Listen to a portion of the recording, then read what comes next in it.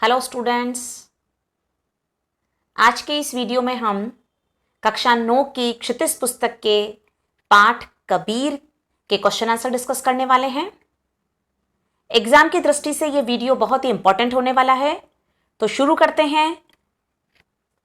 Question number 1 से, मानसरोवर से कवि का क्या अभिप्राय है?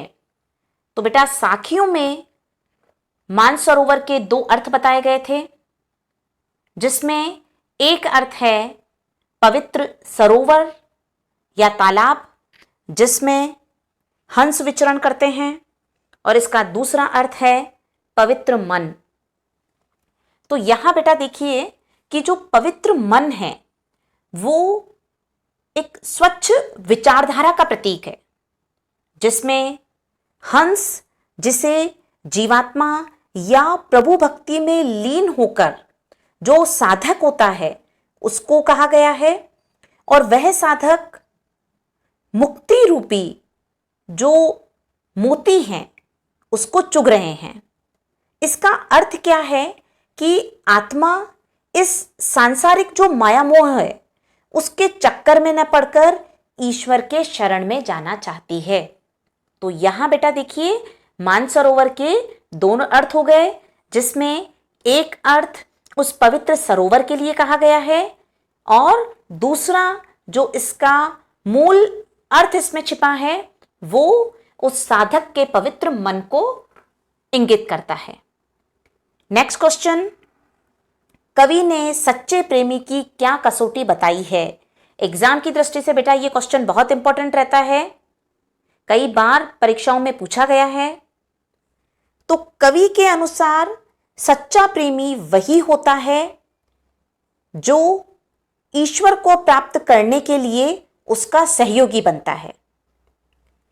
अर्थात ईश्वर को प्राप्त करने के लिए क्या आवश्यक है कि उसको इधर उधर नहीं ढूंढकर मनुष्य को अपने हृदय में ढूंढना चाहिए, और जब वह सच्चा प्रेमी उसे मिल जाता है तो उसके मिलने पर मनुष्य के मन की जितनी भी मलिनताएं हैं, जितने भी उसके विकार हैं, वो सभी विकार दूर हो जाते हैं। अर्थात जो दुर्गुण हैं वो सद्गुण में बदल जाएंगे और उसका मन प्रसन्न हो जाता है, उसके सारे पाप धुल जाते हैं। नेक्स्ट क्वेश्चन, तीसरे दोहे में कवि ने किस प्रकार के ज्ञान को महत्व दिया है? तो यहां बेटा देखिए, तीसरा जो दोहा है कबीर का, उसमें कवि ने अनुभव से प्राप्त ज्ञान को महत्व दिया है, जो सहज साधना से प्राप्त होता है। कबीर ने इस प्रकार के ज्ञान को हाथी के समान बताया है, और इसे पाने के बाद उस साधक का साक्षात्कार या उसका मिलन उस ईश्वर से सहज रूप में ही हो जाता है। तो इस प्रकार अनुभव से प्राप्त सहज आध्यात्मिक ज्ञान का महत्व यहां इस तीसरी साखी में या दोहे में बताया गया है। अब आगे बढ़ते हैं बेटा नेक्स्ट क्वेश्चन की ओर। इस संसार में सच्चा संत कौन कहलाता है? बेटा ये जो प्रश्न है इसे दूसरे तरीके से भी पूछा जा सकता है एग्जाम में। संत सुजान से क्या अभिप्राय है? तो कबीर के अनुसार सच्चा संत कौन है? वह जो सांप्रदायिक भेदभाव से, तर्क वितर्क से, और जो धर्म के नाम पर बैर और विरोध होते हैं, इन सब में नहीं पड़ता है, बल्कि वह क्या करेगा? वह इन सब से दूर रहता है और समभाव को अपनाता है, और बिल्कुल निश्चल रहते हुए प्रभु भक्ति में लीन रहता है। क्योंकि बेटा संसार में यदि मनुष्य धर्म के नाम पर बैर या विरोध करता है तो वह धर्म के मर्म को भूल जाता है, उसके वास्तविक स्वरूप को भूल जाता है। इसीलिए कबीरदास जी कहते हैं कि सच्चा संत हमेशा ऐसे सांसारिक मोह माया से और जो धर्म के नाम पर जो सांप्रदायिक भेदभाव हैं उनसे हमेशा दूर रहता है। उसका लक्ष्य क्या है? ईश्वर की प्राप्ति, और इसीलिए वह प्रभु की भक्ति में लीन रहता है। नेक्स्ट क्वेश्चन है बेटा, अंतिम दो दोहों के माध्यम से कबीर ने किस तरह की संकीर्णता की ओर संकेत किया है? तो बेटा संकीर्णता जो अंतिम दो दोहों में बताई गई है उसमें एक तो है कि अपने ही धर्म को श्रेष्ठ सिद्ध करने की, और दूसरों का जो धर्म है उसकी निंदा करना। यानी जो हिंदू हैं वे मुस्लिम धर्म की निंदा करेंगे, और जो मुस्लिम हैं वो हिंदू धर्म की निंदा कर रहे हैं। केवल अपने अपने धर्म को ही श्रेष्ठ बताने का प्रयास करते हैं। तो ये धार्मिक संकीर्णता की ओर इशारा किया गया है। और जो बेटा अंतिम जो दोहा है उसमें कबीरदास जी कहते हैं कि केवल ऊंचे कुल में जन्म लेने से मनुष्य स्वयं को श्रेष्ठ समझने लग जाता है। तो कबीरदास जी कहते हैं कि मनुष्य केवल ऊंचे कुल में जन्म लेने से बड़ा नहीं होता है, बल्कि वह अपने अच्छे कर्मों से बड़ा या महान बनता है।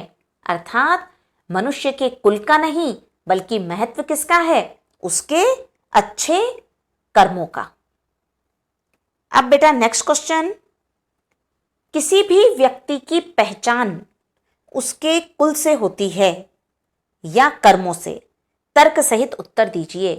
तो बेटा जब बात तर्क की आती है तो आपको यह बताना है कि आप किसके फेवर में हैं। आप मनुष्य के कुल से उसकी पहचान होने के फेवर में हैं या उसके कर्मों से। तो यहां देखिए बेटा बहुत क्लियर आपका ओपिनियन होना चाहिए कि मनुष्य कभी भी अपने कुल से महान नहीं बनता है, उसके द्वारा किए गए अच्छे कार्य से ही समाज में उसकी पहचान बनती है।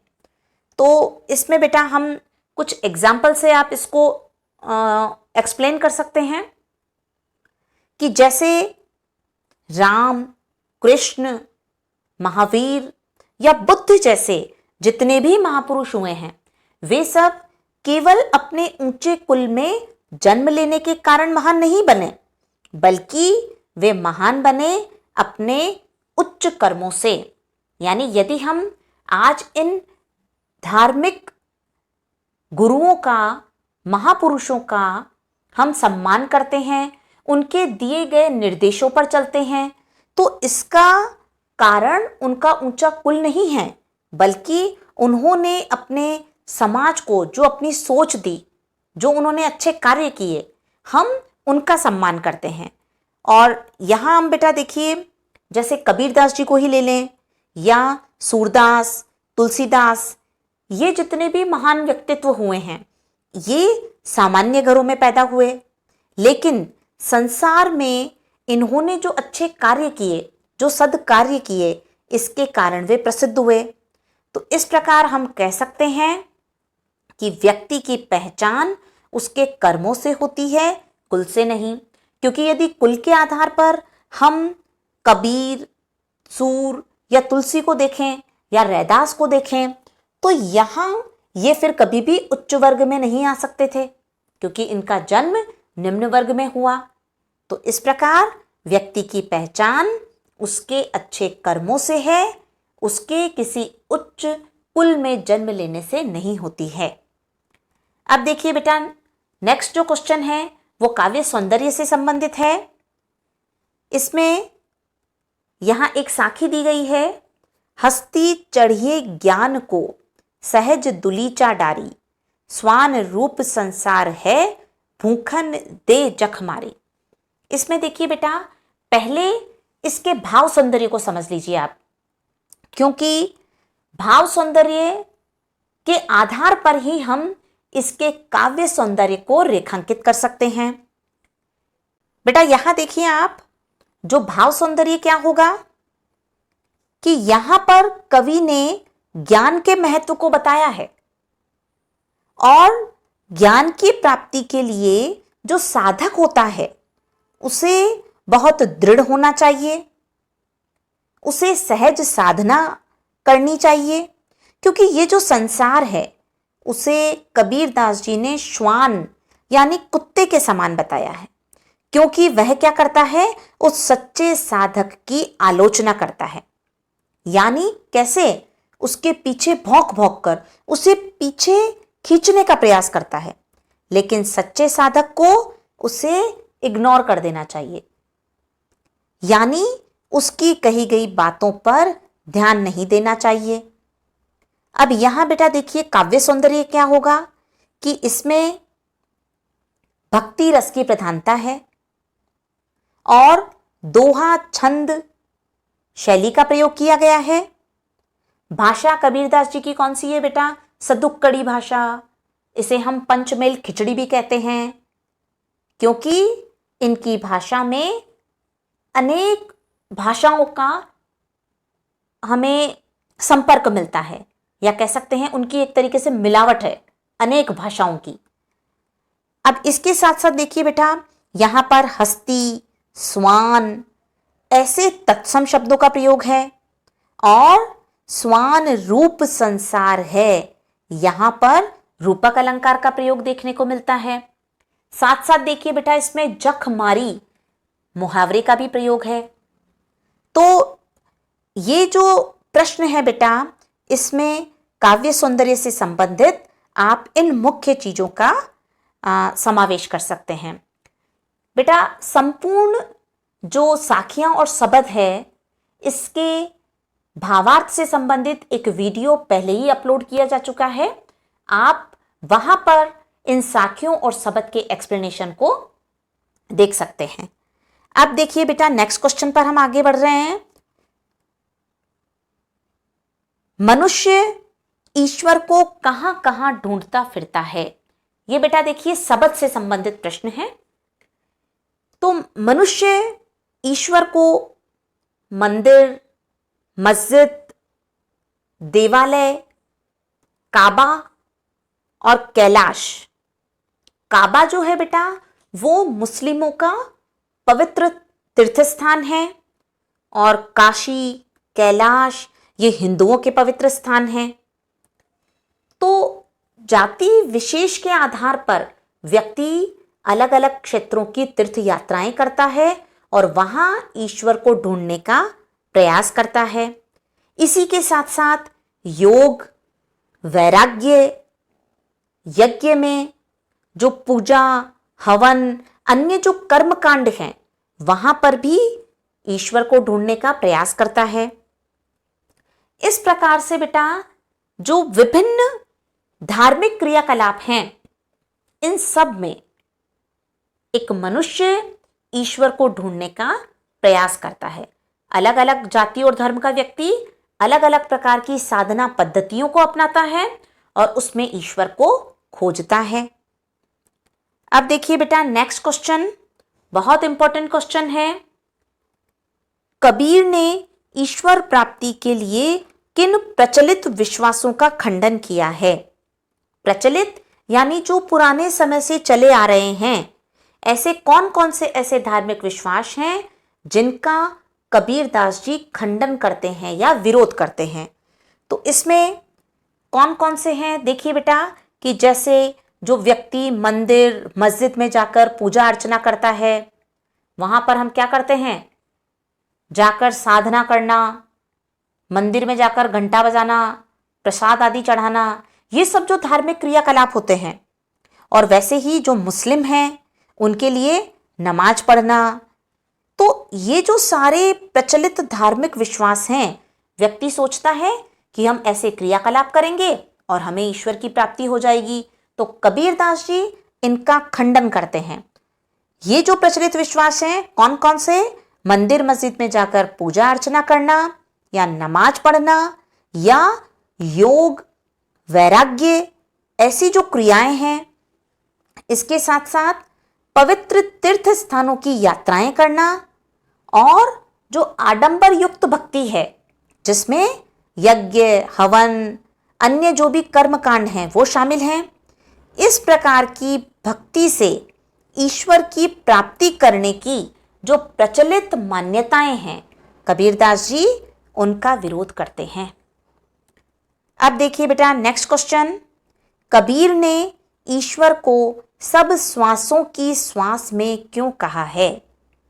तो यहां कबीरदास जी ईश्वर की सर्वव्यापकता को सिद्ध कर रहे हैं कि ईश्वर क्या है, घट घट में व्याप्त हैं, कण कण में व्याप्त हैं। सभी जीवों की रचना ईश्वर के द्वारा की गई है, अतः ईश्वर का निवास हर प्राणी की हर एक एक सांस में है, अर्थात ईश्वर संसार के कण कण में समाया हुआ है और इसीलिए कबीरदास जी ने ईश्वर को सब श्वासों की श्वास में कहा है। आगे के जो बेटा यहां प्रश्न दिए गए हैं ये आपके सिलेबस में इंक्लूडेड नहीं है, ये डिलीटेड पार्ट है क्योंकि जो दूसरा शब्द है उससे लिए गए हैं, तो यहां बेटा आपको इनको फोकस नहीं करना है। बाकी इस चैप्टर के जितने भी क्वेश्चन आंसर है हमने जो डिस्कस किए हैं, यहां बेटा हमने जिस भाषा का प्रयोग किया है, आप एग्जाम के लिए ये भाषा बहुत स्कोरिंग है, आप इसको फोकस कीजिए। अब बढ़ते हैं बेटा रचना अभिव्यक्ति के प्रश्न की ओर। संकलित साखियों और पदों के आधार पर कबीर के धार्मिक और सांप्रदायिक सद्भाव संबंधी विचारों पर प्रकाश डालिए। तो हमने बेटा साखियां और शब्द का जो अध्ययन किया वहां हमने देखा है कि कबीरदास जी हमेशा ही धार्मिक और जातिगत भेदभाव का विरोध करते हैं। वे हिंदू मुसलमान आदि को झगड़ों से दूर रहने की सलाह देते हैं। तो इससे हम समझ सकते हैं बेटा कि उनका एक स्पष्ट मत है कि व्यक्ति को हमेशा निष्पक्ष होकर ईश्वर का भजन करना चाहिए। तो वही एक सच्चा संत होता है, वही व्यक्ति ज्ञानी है और इसीलिए उन्होंने बार बार हिंदू और मुसलमान दोनों को ही कट्टरता से कार्य न करने की सलाह दी है। कहीं कहीं पर तो वो उसको फटकार लगाते हुए दिखते हैं। तो यहां सांप्रदायिक सद्भाव की वे बात कहते हैं, उसी को उन्होंने लक्ष्य माना है कि मनुष्य को राम और रहीम को एक मानकर सच्ची भक्ति करनी चाहिए। कबीर ने हर एक मनुष्य को किसी भी एक मत, संप्रदाय या धर्म के फेर में नहीं पड़ने की सलाह दी है, क्योंकि ये सारी चीजें मनुष्य को ईश्वर की भक्ति की जो राह है, जो मार्ग है, उससे भटकाने का कार्य करती है। तो इस प्रकार बेटा कबीरदास जी यही शिक्षा देते हैं कि मनुष्य को इन सब के चक्कर में नहीं पड़ना चाहिए, बल्कि उसे बिल्कुल निश्चल भाव से या निष्काम भाव से प्रभु की आराधना करनी चाहिए। अब हम आगे बढ़ते हैं भाषा अध्ययन के प्रश्न की ओर, जहां आपको कुछ शब्द दिए गए हैं और इनके तत्सम रूप लिखने हैं। तत्सम शब्द वे शब्द होते हैं जो संस्कृत भाषा के होते हैं और जिन्हें हिंदी में उसी रूप में स्वीकार किया गया है। तो यहां देखिए बेटा पखापखी, तो इसका तत्सम रूप होगा पक्ष विपक्ष। अनत यानी अनंत या अन्यत्र। जोग का अर्थ है योग। जुगति यानी युक्ति। बैराग यानी वैराग्य। निरपक्ष यानी निष्पक्ष या निरपेक्ष। ये दोनों ही अर्थ स्वीकार्य हैं। तो बेटा यहां आपको जिन भी प्रश्नों का समाधान दिया गया है बहुत सरलतम भाषा में और परीक्षा के लिए बहुत उपयोगी हैं। तो आप इन आंसर्स को अच्छे से फोकस कीजिए। जल्द मिलते हैं हमारे नेक्स्ट वीडियो में। तब तक के लिए गुड बाय।